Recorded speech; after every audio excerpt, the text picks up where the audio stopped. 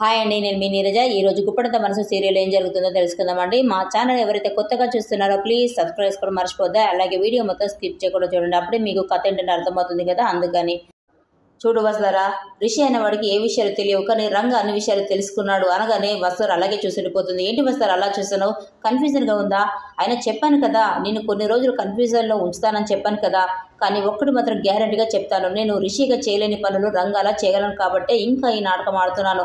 ఇప్పుడు కూడా నేను చేయాల్సిన పనులు చాలా ఉన్నాయి కాబట్టి రంగాలాగానే చేస్తున్నాను అని అంటాడు రిషి. అప్పుడు వస్తారా, ఇంకెన్ని రోజులు సార్ అని అంటుంది. అప్పుడు రిషి, వస్తారా కథ ముగింపు వచ్చేసరికి క్యారెక్టర్ అన్ని బయటపడతాయి కదా, ఆ సమయం దగ్గరలోనే ఉంది, అయినా నువ్వు చూస్తూ ఉండు, శూన్యంలోకి కాకుండా నక్షత్రంలోకి చూస్తూ ఉండు అని అక్కడితో కట్ చేస్తాడు. తర్వాత సరోజ రిషి గురించి ఆలోచిస్తూ ఉంటుంది. నేను రమ్మని చెప్పినప్పటికీ నువ్వు వెళ్ళు, నేను తర్వాత వస్తానని పంపించేశాడు అని ఆలోచిస్తూ ఉండగా అక్కడే బుజ్జి ఉంటాడు.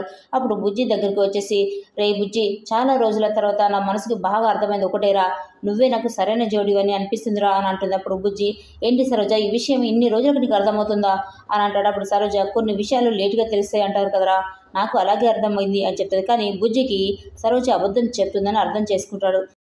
రే బుజ్జి, మా బావ వెళ్ళిన దగ్గర నుంచి వస్తారా కూడా కనిపించట్లేదు, మా బావకి డబ్బులు ఇచ్చి తీసుకెళ్ళింది వస్తారనా శైలేంద్రనా అని అంటుంది సరోజ. అప్పుడు బుజ్జి, శైలేంద్రనే డబ్బులు ఇచ్చి తీసుకెళ్ళిండు అని అంటాడు. అప్పుడు శైలేంద్ర డబ్బులు ఇస్తే బావ అక్కడికి ఎందుకు వెళ్ళాడు అని అంటే బుజ్జి, ఆ విషయం మీ నాన్నని అడగమన్నాడు కదా మా అన్న అని అంటాడు. అప్పుడు సరోజ, శైలేంద్ర డబ్బులు ఇస్తే మా బావతో వస్తారు ఎందుకు తిరుగుతుంది, ఒకవేళ వస్తారని డబ్బులు ఇచ్చి మా బావని తీసుకువెళ్ళిందా అని అంటుంది సరోజ. అప్పుడు బుజ్జి, లేదు సరోజ, ఆ మేడం గారు అన్నని తీసుకువెళ్ళలేదు, కాకుంటే మేడం గారికి ఇవ్వమని ఒక ఉంగరం ఇచ్చాడు అని జరిగింది చెప్తాడు బుజ్జి. అప్పుడు సరోజ, అయితే బావని వస్తారని అక్కడికి రప్పించుకున్నాడు అని ఫిక్స్ అయిపోతుంది. తర్వాత రిషి బుజ్జి ఇద్దరు కలుసుకుంటారు. నానమ్మ గురించి, నానమ్మ హెల్త్ గురించి మాట్లాడుకుని ఉంటారు. తర్వాత బుజ్జి, అన్న సరోజ నన్ను చాలా విషయాలు ఆరా తీసిందన్న, అయినా నువ్వు చెప్పినట్టే చేశాను, ఇప్పుడు ఆ సరోజ శైలేంద్రను కలవడానికి వెళ్ళిందన్న, ఇప్పుడు ఎలా అని అంటాడు బుజ్జి. అప్పుడు రిషి, సరోజ తనని కలిసేలా నువ్వే చేయాలి అని అంటాడు. అదేంటన్నా, సరోజ తనని కలిస్తే రచ్చ రచ్చ చేస్తుంది కదా అంటాడు బుజ్జి. అప్పుడు రిషి, అదంతా తర్వాత విషయం, ముందు నేను చెప్పినట్టు చెయ్యు అని అంటాడు రిషి. అప్పుడు బుజ్జి, సరే అన్న, ఇంతకీ నువ్వు రంగావి కాదు కదా అంటే రిషి, ఎందుకు రాళ్ళు అడిగావు, చెప్పరా నీకేమనిపిస్తుంది అంటాడు రిషి. అప్పుడు బుజ్జి, నువ్వు రిషివి అని అనిపిస్తుంది, ఎందుకంటే మా దగ్గర రంగాలా నటించావు అనిపిస్తుంది అంటాడు బుజ్జి. అప్పుడు రిషి, నేను రంగాలో ఉండడం ఏంట్రా, నువ్వు నీ అనుమానం అంటాడు రిషి. అప్పుడు బుజ్జి, లేదన్నా ఇందులో డౌట్ లేదు, నువ్వు మా రంగా అన్నవి అస్సలు కాదు, ఎందుకంటే నువ్వు మా ముసలిదాని కోసం మా ఊరు వచ్చినప్పుడు సంవత్సరం కూడా కాలేదు, మా రంగ చిన్నప్పుడు ఊరు వదిలి వెళ్ళిపోయాడు, చాలా సంవత్సరాల తర్వాత నువ్వే రంగమని మా ఊరు వచ్చావు, నువ్వు రాకడితోనే అందరినీ గుర్తుపట్టినట్లు మాట్లాడావు, అందరూ నేను రంగానే అనుకున్నారు, నేను అలాగే అనుకున్నాను, కానీ మేడం గారు మన ఇంటికి వచ్చాక నువ్వు మేడం గారికి ఉంగరం ఇచ్చాక నాకు పక్కగా అర్థమైంది నువ్వు రంగావి కాదు రిషివి అన్నమాట, మా రంగా అన్న ఎక్కడున్నాడన్నా అని నిలదీస్తే, రే బుజ్జి, నువ్వు ఎక్కువగా ఆలోచించి బుర్ర పాడు చేసుకోకు, నువ్వు ముందు ఊరెళ్ళి నానమ్మను జాగ్రత్తగా చూసుకోవాలి అక్కడ నుండి పంపించేస్తాడు రిషి. ఇదిలో ఉండగా సరోజ ధనరాజ్ కాల్ చేస్తుంది.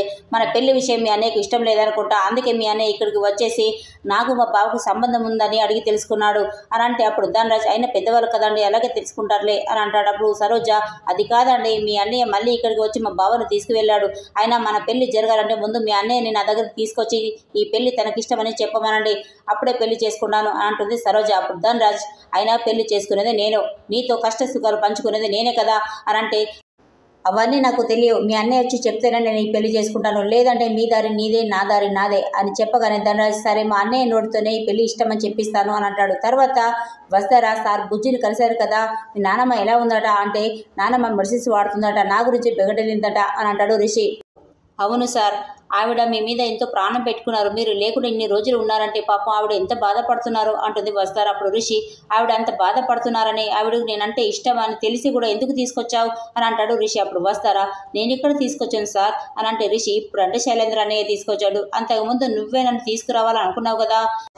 అవును సార్, మీరు నాతో కలిస్తే చాలా హ్యాపీగా ఉండాలనుకున్నాను, అంతేకాని వాళ్ళని బాధ పెట్టాలని కాదు సార్, అయినా మీరు రంగాలు ఎన్ని రోజులు నమ్మిస్తారు సార్, నిజం బయటపెడితే సరిపోతుంది కదా అంటుంది వస్తారు. అప్పుడు రిషి, ఒక్కోసారి దానంతట అదే నిజం బయటపడుతుంది, ఇప్పటికే బుజ్జి నన్ను రంగవి కాదు రిషి అని అనుమానం వ్యక్తం చేస్తున్నారు, అయినా అన్నిసార్లు నిజం చెప్పాల్సిన అవసరం లేదు వస్తారా, ఒక్కొక్కసారి కొన్ని రోజులు నిజం దాచిపెట్టాల్సి వస్తుంది, ఎదుటి వాళ్ళని బాధ పెట్టకుండా ఉండడానికి కొన్ని అబద్ధాలు కూడా చెప్పాల్సి వస్తుంది అంటాడు రిషి. అప్పుడు వస్తారా, సార్ మీరు చేసే ప్రతి దానికి ఒక బలమైన కారణం ఉండే ఉంటుంది, అయినా దాని వెనుక చాలా మంచి సంకల్పం కూడా ఉంటుంది, కానీ అదేంటని తెలిస్తే బాగుంటుంది కదా సార్, అయినా ఎందుకు చేస్తున్నారు, ఎవరి కోసం చేస్తున్నారో ఇవన్నీ తెలిస్తేనే కదా సార్ బాగుంటుంది, అయినా మీరు అందరికీ చెప్పాలా లేదా అనేది మీ ఇష్టం, కానీ నేను నీ భార్యను కదా సార్, నాకు కూడా చెప్పకూడదు సార్, మీరెందుకు దాస్తున్నారు అని అంటుంది వస్తారు. అప్పుడు రిషి, వసుధారా, నీ అనుమానాలన్నీ తీరేందుకు మనం ఒక చోటికి వెళ్దాం పదా అని అంటే అప్పుడు వస్తారా ఎక్కడికి సార్ అని అంటే రిషి వెళ్ళేటప్పుడు డౌట్స్ ఎందుకు వెళ్దాం పదా అని అంటాడు. అప్పుడు వస్తారా సరే సార్, మీ అడుగులో అడుగు వేసుకుంటూ ఎంత దూరమైన వస్తాను సార్, ఇప్పటికే చాలా దూరం వచ్చాను,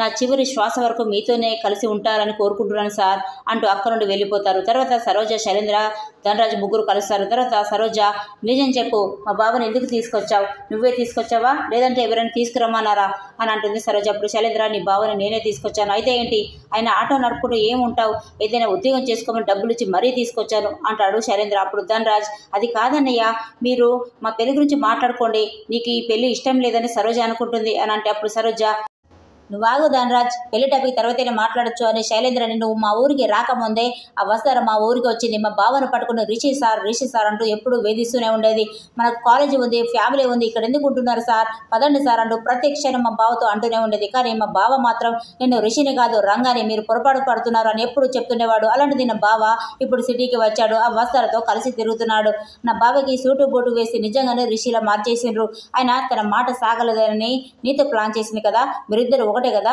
నీతో మా బావకి డబ్బులు ఇప్పించి రిషి సాలా ఒప్పించిందా, మీరిద్దరు కలిసి నాటకం ఆడుతున్నారా, నాకు అర్థమవుతుంది, నిజం చెప్పు అంటూ నిలదీస్తుంది సరోజ. అప్పుడు శైలేంద్ర, అసలు నువ్వేం మాట్లాడుతున్నావు సరోజ అని తన ఫోన్లో ఉన్న వసుధార ఫోటోని చూపిస్తాడు. అప్పుడు సరోజ, వసుధార ఫోటో చూపిస్తున్నావేంటి, ఆయన నేను తనని గుర్తుపట్టలేదు అనుకుంటున్నావా, ఒక్కసారి చూస్తేనే మర్చిపోతామా, అలాంటి వసుధార మా బావ ఇంట్లో ఉండిపోయింది, నేను ఎలా మర్చిపోతాను అని అంటుంది సరోజ. అప్పుడు శైలేంద్ర, అక్కడ ఉన్నది రిషి అని కన్ఫర్మ్ చేసుకొని వెళ్ళిపోవాలని చూస్తాడు.